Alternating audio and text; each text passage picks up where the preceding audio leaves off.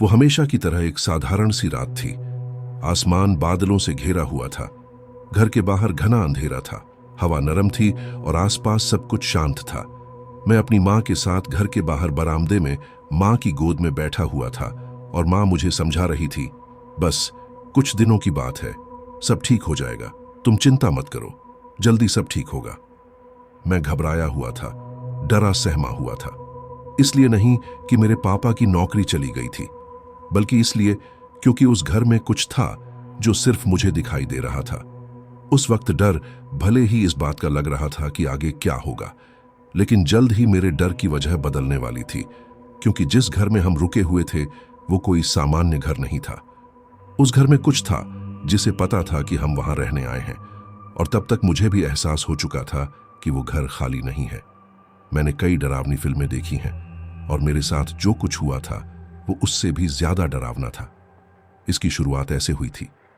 मेरे पापा की अचानक नौकरी चली गई। उन पर किसी तरह की गड़बड़ी का आरोप लगा था और इसलिए हमें अचानक वो घर खाली करना पड़ा, क्योंकि हमारे घर को सील कर दिया गया था और अब हम किसी और के घर में थे। जब हमने घर छोड़ा तो पापा ने कुछ ही घंटों में कहीं से हमारे लिए एक दूसरे घर का इंतजाम कर लिया। माँ कह रही थी कि वह हमें गांव छोड़ दें, पर उन पर जो प्रक्रिया चल रही थी, जो आरोप लगाए गए थे, उसके तहत उन्हें शहर छोड़ने से मना किया गया था और इसीलिए उन्होंने हमें उनके ही एक दोस्त के घर लाकर छोड़ दिया। उनका वह दोस्त, जो कि पिछले कुछ सालों से भारत में नहीं कहीं और रहता था, लेकिन उसका घर सालों से खाली पड़ा था। पापा ने कहा कि वह साल में बस एक आध बार यहां आता है, तो हमें चिंता करने की कोई जरूरत नहीं। माँ भी उनकी बात मान गई। जब हम वहां आए तब शाम होने में थोड़ा वक्त बाकी था। माँ भी टेंशन में थी, पर मुझे डर ना लगे इसलिए वह अपनी चिंता छुपा रही थी। और जब मैंने घर में कदम रखा और अकेले ही अंदर से घर को देख रहा था, तब मैंने बेसमेंट का दरवाजा बंद होते हुए देखा। हाँ, वो बहुत छोटी सी हरकत थी, पर मेरी नजर ने उस हरकत को पकड़ लिया था, ऐसे जैसे किसी ने धीरे से दरवाजे को अंदर से बंद कर लिया हो। और तब मैंने पापा से पूछा था, क्या यहाँ कोई और भी रहता है? पापा ने तब मुस्कुराते हुए कहा, तुम्हारे सामने हम ताला खोलकर अंदर आए हैं, और क्या घर की हालत देखकर तुम्हें लगता है कि यहाँ कोई रहता होगा? मैंने घर को ठीक से देखा। फर्नीचर कपड़ों से ढका हुआ था, खिड़कियों पर बड़े मोटे पर्दे लगे थे, अलमारी और बाकी सारे सामान को बड़े बड़े कपड़ों से ढका गया था। पापा उस वक्त थोड़े जल्दी में थे, इसलिए बस कुछ जरूरी बातें बताकर वह हमें वहीं छोड़कर बाहर चले गए। वापस आने में कितना वक्त लगेगा यह उन्हें भी पता नहीं था। अंधेरा होते होते माँ ने किचन से थोड़ी बहुत चीजें निकाल ली, टंकी से पुराना पानी खाली किया और उसमें फ्रेश पानी भर लिया, और बस उतना ही सामान साफ किया जितना कि कुछ दिन बिताने के लिए जरूरी था। जब माँ यह सब कर रही थी तब मैंने अपने लिए टीवी पहुंचकर उसे चालू कर लिया और वहीं सोफे पर बैठकर मैं टीवी देख रहा था। जब मैं टीवी देख रहा था तब मुझे एक आवाज सुनाई दी, जैसे कोई जोर जोर से कुछ पटक रहा हो। उस आवाज से मैं एकदम से चौंक गया। मैंने किचन की ओर देखते हुए माँ को आवाज दी, माँ, कुछ गिरा क्या? माँ ने वहीं से जवाब दिया, नहीं तो बाहर दरवाजे पर कोई आया होगा। मैंने किचन की ओर से गर्दन घुमाकर घर के दरवाजे की तरफ देखा, पर वहां से कोई आवाज या हलचल दिखाई नहीं दी। और जब मैं दरवाजे की तरफ देख रहा था, एक बार फिर से पीछे से वही आवाज दोबारा सुनाई दी। इस बार मेरा शरीर थरथरा रहा था। मैंने पीछे मुड़कर देखा। किचन को लगकर एक और कमरा था और वहीं थोड़ा आगे एक खाली सी जगह थी जहां वो बेसमेंट का दरवाजा था। मेरी नजर अपने आप उस बेसमेंट के दरवाजे पर पड़ी और मुझे यकीन था कि वो आवाज वहीं से आई थी। किचन से आती रोशनी की एक हल्की धीमी सी किरण वहां तक फैल रही थी, लेकिन वह इतनी भी ज्यादा नहीं थी कि वहां का कुछ भी साफ दिखाई दे। पर फिर भी मैं एक तक वहीं देख रहा था। एक तरफ से टीवी की आवाज मेरे कानों में पड़ रही थी, वहीं दूसरी ओर से मेरा सारा ध्यान उस दरवाजे पर टिका हुआ था। तभी मुझे वहीं से एक करकर की आवाज सुनाई दी। मैंने और ध्यान से देखा। वो दरवाजा अब हिल रहा था, हल्का सा धीमे धीमे, जैसे कोई उसे अंदर से खोलने की कोशिश कर रहा हो। और देखते ही देखते दरवाजा धीरे धीरे ऊपर उठने लगा। 1 इंच, 2 इंच, 3 इंच, और थोड़ा खुलते ही मुझे वहां एक आंख दिखाई दी जो सिर्फ मुझे घूर रही थी। वो चेहरा भले ही किसी इंसान का लग रहा था, लेकिन वो आंख किसी जानवर जैसी थी, और उसे देखते ही मेरे मुंह से अपने आप चीख निकल पड़ी। मां और मेरे चीखते ही फिर वही आवाज हुई। वहां जो भी था वो एकदम से गायब हो गया। बेसमेंट का दरवाजा फिर से बंद हो गया। मेरी मां तुरंत किचन से बाहर आकर खड़ी हो गई। क्या हुआ? मैंने घबराकर उन्हें कहा। आपके पीछे कुछ है। मां ने मुड़कर यहां वहां देखा। उसने कॉरिडोर की लाइट का स्विच ऑन किया और फिर आसपास देखते हुए कहा, कुछ भी तो नहीं। मैं सोफे से उठकर दौड़ते हुए मां के पास चला गया। क्या हुआ, बता तो सही।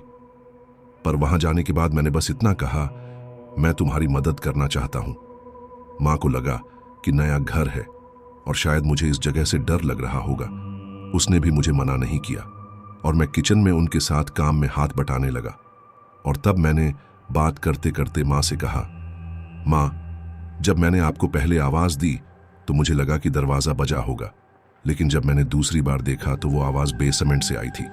वहां कोई था जो दरवाजा खोलकर ऊपर झांक रहा था। मेरी ये बात सुनकर वो हैरान होकर मुझे देखने लगी। उसने हाथ में जो सामान था उसे साइड में रखा और मेरे हाथ को पकड़ते हुए कहा, चल मेरे साथ, तुझे कुछ दिखाना है क्या? चल तो सही। डर का हमेशा डट कर सामना करना चाहिए। जब तुम घर में आए थे तब भी तुमने ऐसा ही कुछ कहा था, तो अब तुम्हारे डर को भगाना जरूरी है। मां मेरा हाथ पकड़कर मुझे किचन से बाहर ले गई और वहीं की लाइट चालू कर मुझे कॉरिडोर के आखिरी छोर तक देखने के लिए कहा, देख, वहां थोड़ा ध्यान से देख। मैंने घबराते हुए अपनी नजर उठाई और मां के पीछे छुप कर देखा। मैं वहां देख रहा था, पर मां क्या बताना चाहती थी ये मुझे समझ नहीं आया। तब मां बेसमेंट के दरवाजे के पास जाकर हाथ से इशारा करके मुझे कुछ दिखाना चाह रही थी। ये देख, कुंडी भी लगी है और उस पर ताला भी है। तो जो तू कह रहा है वो बस तेरा डर है। यहां कोई होता तो कुंडी और ताला खुला हुआ होता, और कोई इतना भी बड़ा जादूगर तो नहीं होगा कि वह नीचे से ऊपर की कुंडी और ताला खोलकर ऊपर आ जाए। ठीक है, तो तुझे डरने की कोई जरूरत नहीं है। मैं कुछ देर तक उस पुराने ताले को देखता रह गया। मेरा दिमाग सुन्न हो गया था। मेरी मां ने मेरी तरफ देखकर मुस्कुराते हुए कहा, तो अब जा और आराम से टीवी देख, बस थोड़ा काम बचा है, उसे खत्म करती हूं और फिर हम दोनों बाहर चले जाएंगे। मैं एक झूठी मुस्कान के साथ चुपचाप सोफे पर जाकर बैठ गया। मैं टीवी देख रहा था, पर मेरा सारा ध्यान उस कॉरिडोर की ओर था जहां वो बेसमेंट का दरवाजा था। करीब 5 मिनट बाद मां किचन का काम खत्म कर बाहर आ गईं और फिर हम तैयार होकर खाने के लिए और दूसरा जरूरी सामान लाने के लिए बाहर चले गए। वहां सब कुछ अजनबी सा था, सब नया सा लग रहा था। खाना खाकर और कुछ सामान वगैरह लेकर जब हम घर पहुंचे तो सब कुछ नॉर्मल लग रहा था। हम बातें करते हुए घर के पीछे वाले रास्ते से सामने की तरफ जा रहे थे। घर के आसपास बड़ा सा कंपाउंड था और हमें उस कंपाउंड को चक्कर लगाकर सामने जाना था। हम किसी बात पर हंस रहे थे। शायद मैंने कोई बेवकूफी भरी बात या सवाल किया था और तब मेरी नजर घर की तरफ पड़ी। रसोई की खिड़की से बस एक पल के लिए मुझे कुछ ऐसा दिखाई दिया जो वहां नहीं होना चाहिए था। एक लंबी सी आकृति खींची हुई परछाई की तरह रसोई से तेजी से गुजरी। न वह चल रही थी न दौड़ रही थी, बस चली गई। इतनी तेज और इतनी धीमी कि मानो वो असली ही ना लगे। मेरा शरीर एकदम से अकड़ गया, मेरे पैर हिलना बंद हो गए, मेरी हंसी गायब हो गई और मैं रोने लगा। मां कुछ कदम तब तक आगे चली गई थी। उसने मुझे रुका हुआ देखा और वो भी रुक गई। इसलिए नहीं कि उसे भी कुछ दिखाई दिया था, क्योंकि उस वक्त मेरे चेहरे पर जो डर था वो देख वो मेरे पास आई थी। पूरी तरह से उलझन में उसने मुझे कसकर पकड़ते हुए पूछा, क्या हुआ? मैंने उन्हें समझाने की कोशिश की कि मैंने क्या देखा है। उन्होंने रसोई की खिड़की की तरफ देखा, पर वहां कुछ भी नहीं था। लाइट अभी भी जल रही थी, कमरा खाली था। उन्होंने मुझे बताया कि शायद छत की लाइट टिमटिमा रही थी और इसलिए मेरी आंखों को कोई धोखा हुआ होगा। हो सकता है कि लाइट के सामने कोई चीज आ गई होगी या कोई चीज लाइट के सामने से गुजरी होगी और उसी की परछाई मैंने खिड़की पर देखी होगी। लेकिन मुझे पता था, अच्छे से पता था कि मैंने क्या देखा था। उस चीज का आकार था, ऊंचाई थी, वो ऐसे हिल रही थी जैसे वो जिंदा हो। वह घर के अंदर ही थी और मुझे यकीन था कि उस घर में जरूर कुछ है जो सिर्फ मुझे दिखाई दे रहा है। आखिरकार हम दोनों साथ साथ घर के अंदर चले गए। मैं तब अंदर नहीं जाना चाहता था, लेकिन मेरी मां ने कहा, हम दोनों अंदर जाकर सब कुछ ठीक कर देंगे, पूरे घर के एक एक कोने को देख लेंगे। ठीक है, मैं किसी तरह मान गया। मेरी माँ मेरा हाथ पकड़कर मुझे रसोई की तरफ ले गईं। वहां कुछ भी अजीब नहीं लग रहा था, सब नॉर्मल था, सब अपनी अपनी जगह पर ही था। फिर उसने कहीं से एक चाबी निकाली और हम बेसमेंट की तरफ बढ़े। नीचे झुकते हुए उसने ताले में चाबी लगाई और मैं एकदम से डर गया। माँ, ये क्या कर रही हो? माँ ने जंग लगे ताले में चाबी घुमाते हुए कहा, कुछ नहीं, बस तुम्हारा डर खत्म कर रही हूं। माँ, मुझे नहीं जाना, प्लीज ऐसा मत करो, मैंने डरते हुए कहा। लेकिन वो ताला बहुत ज्यादा खराब था, इसलिए काफी कोशिश करने के बाद भी वो ताला नहीं खुला। माँ ने उस ताले को हिलाते हुए कहा, शायद इसे तोड़ना पड़ेगा। और मैंने माँ से फिर कहा, माँ प्लीज रुक जाओ, कल पापा आ जाएंगे तो हम देख लेंगे। माँ भी मुस्कुराकर मेरी तरफ देखकर बोली, ठीक बोल रहे हो, इतनी रात में आवाज करना भी ठीक नहीं होगा। ठीक है, हम कल देख लेंगे।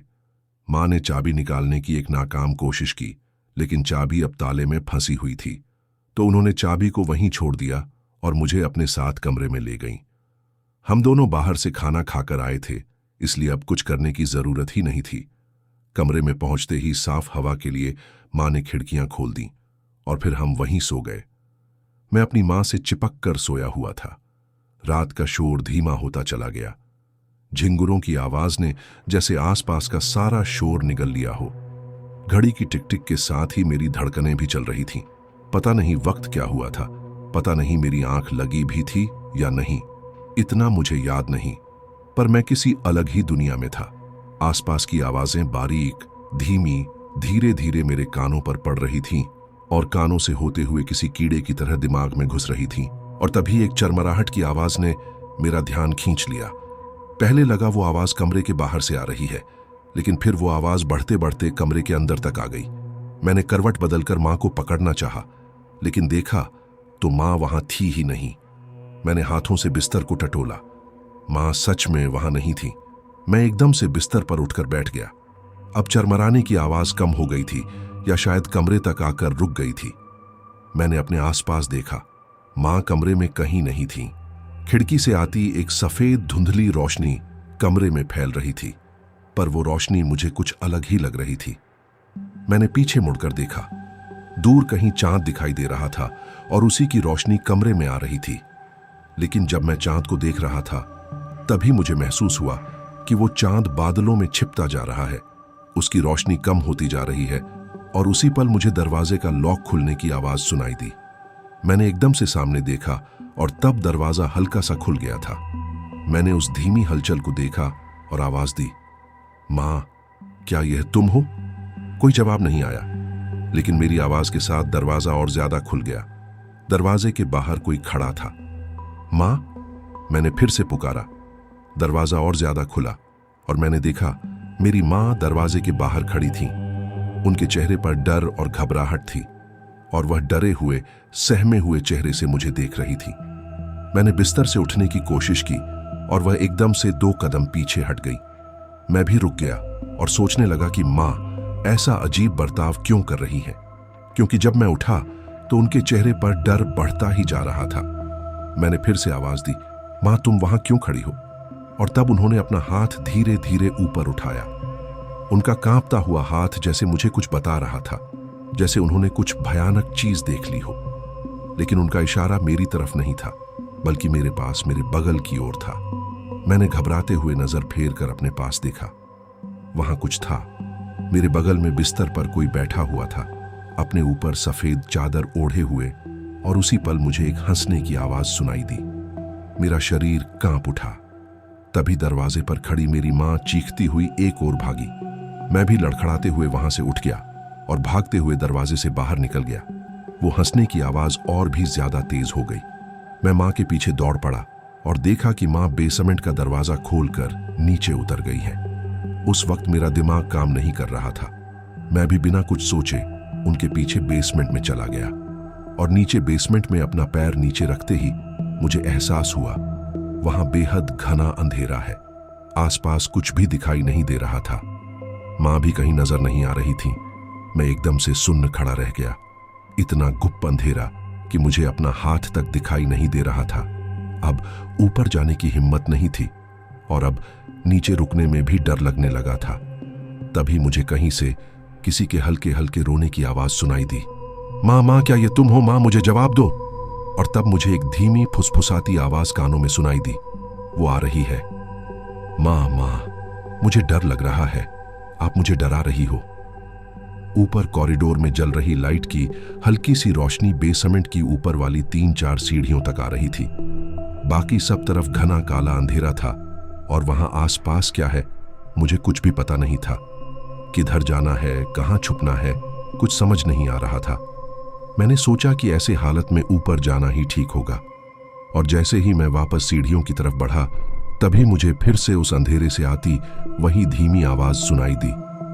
वो तुम्हारी माँ नहीं है, रुक जाओ बेटा, वो तुम्हारी माँ नहीं है। और यह सुनते ही मेरे हाथ पैर ठंडे पड़ गए। मैंने देखा कि 2 पैर ऊपर बेसमेंट की सीढ़ियों के पास आकर रुके थे। फिर वही हंसी की आवाज, और इस बार वो आवाज बेसमेंट के अंदर से आ रही थी। वो तुम्हारी माँ नहीं है। मेरे रोंगटे खड़े हो गए। जब मैं सीढ़ियों के पास गया तब देखा कि मेरी माँ ऊपर बेसमेंट के दरवाजे के पास खड़ी थी और ऊपर से मुझे देखकर अजीब तरह से मुस्कुरा रही थी। उसकी गर्दन झुकी हुई, मुड़ी हुई थी और कानों तक फैलती एक अजीब सी मुस्कुराहट उसके चेहरे पर थी। कुछ समझ नहीं आ रहा था। मैं सीढ़ियां चढ़ने लगा और तभी उस औरत ने ऊपर से बेसमेंट का दरवाजा तेजी से बंद कर दिया।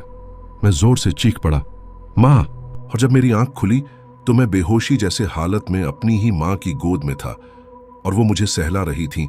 क्या हुआ बेटा, कोई डरावना सपना देख लिया क्या? उसने पास से पानी का गिलास उठाकर मुझे पानी पिलाया। शांत हो जा, शांत हो जा, यहां कुछ नहीं है, मैं हूं तुम्हारे पास। कुछ देर बाद मेरा डर थोड़ा कम हो गया। माँ माँ, मुझे डर लग रहा है, प्लीज मुझे घर के बाहर ले चलो प्लीज।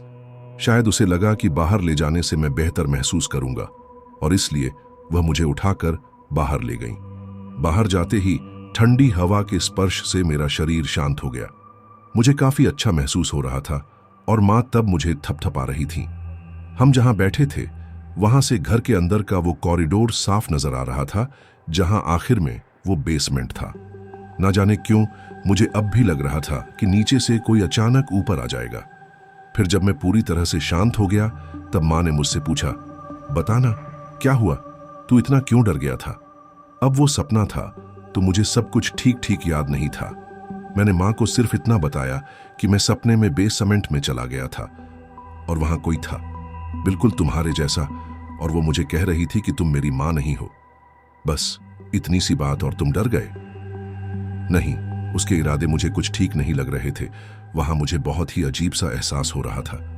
माँ ने फिर से मुझे थपथपाते हुए कहा, ठीक है बेटा, शायद यहां आते ही तुम्हारे मन में कोई डर बैठ गया है, या शायद तुमने कहीं कुछ देख लिया होगा। शायद किसी डरावनी फिल्म में ऐसा कोई बेसमेंट देखा होगा। मुझे तो यहां कुछ भी अजीब नहीं लग रहा। मैं माँ की बात सुन रहा था। ये शायद वाले सवाल हैं जो माता पिता अपने बच्चों को तब देते हैं जब वह नहीं चाहते कि हम घबरा जाएं।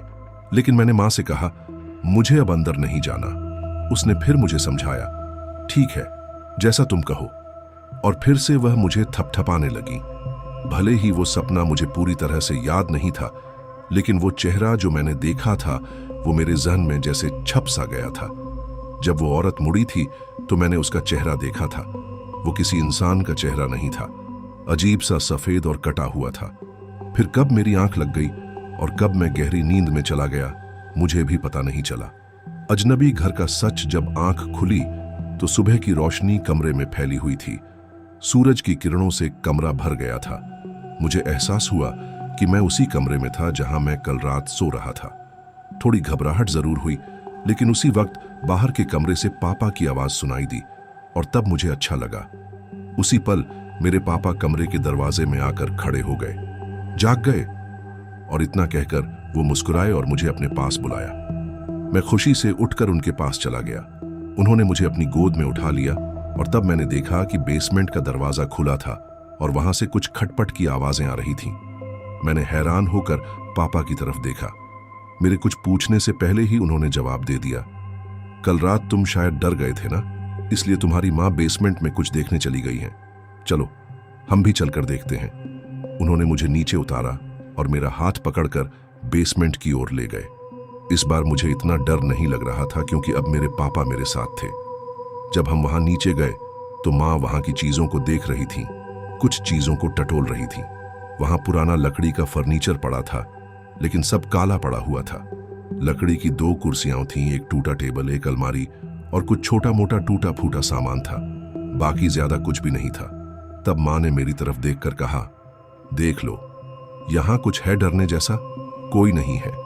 हाँ, कुछ चूहे वगैरह हैं जिनकी खटपट या चींची की आवाज से तुम्हें ऐसा लगा होगा कि यहां कोई है, पर यहां डरने जैसी कोई बात नहीं है। और तब मैंने अपने आसपास देखा। तब माँ ने फिर कहा, और मैंने उनका भी बंदोबस्त कर दिया है। चूहे मारने की दवा भी रख दी है। 2-3 दिन में सब खत्म हो जाएगा। मैं हर चीज को बारीकी से देख रहा था। वहां बहुत ज्यादा सामान तो नहीं था, पर वहां जो अलमारी थी उस पर लगे आईने में मेरा ध्यान चला गया। पीछे मेरी माँ कुछ कर रही थी और उनके पास कोई और भी खड़ा था, लेकिन जैसे ही मैंने पलट कर देखा, पलक झपकते ही वो वहां से गायब हो गया। मैंने फिर से मुड़कर आईने में देखा, लेकिन अब वहां भी कोई नहीं था। लगा जैसे मुझे फिर से कोई भ्रम हुआ हो। माँ ने मुझे उठाते हुए कहा, चलो, अब हमारा काम पूरा हो गया है। और फिर पापा, माँ और मैं, हम तीनों ऊपर आ गए। सुबह के 11 बजे तक नाश्ता, नहाना वगैरह सारे काम पूरे हो गए। पापा दिन भर में कई बार बाहर आते जाते रहे। मैं भी टीवी देख रहा था, लेकिन लगा जैसे एक रात में सब खत्म हो गया हो। दिन भर कुछ भी अजीब महसूस नहीं हुआ। जिस चीज से मैं डर रहा था, लगा जैसे वह वहां से चली गई है। शाम होते होते पापा फिर से बाहर जाने लगे और मैंने उन्हें रोकते हुए कहा, पापा, आप बाहर मत जाइए ना, मुझे बहुत डर लगता है। पापा ने मेरे चेहरे को सहलाकर कहा, बस कुछ दिनों की बात है बेटा, एक बार ये टेंशन खत्म हो जाए सब ठीक हो जाएगा।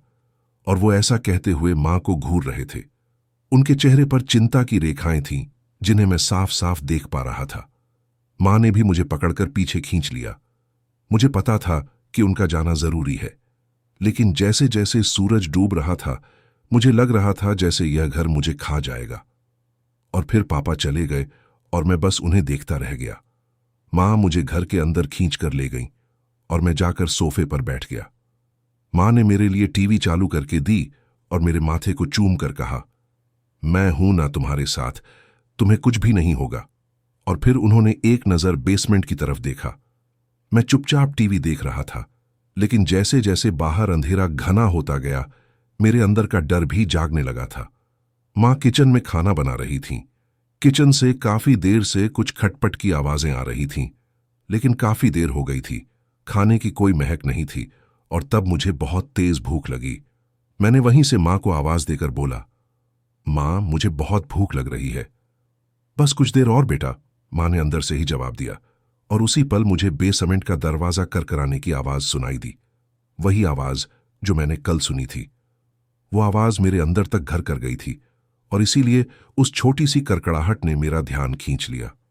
मैंने पलटकर देखा तो वहां कोई था जो अपने एक हाथ से दरवाजे को धीरे धीरे ऊपर धकेल रहा था, और वो देखते ही मैं एकदम से चौकन्ना हो गया।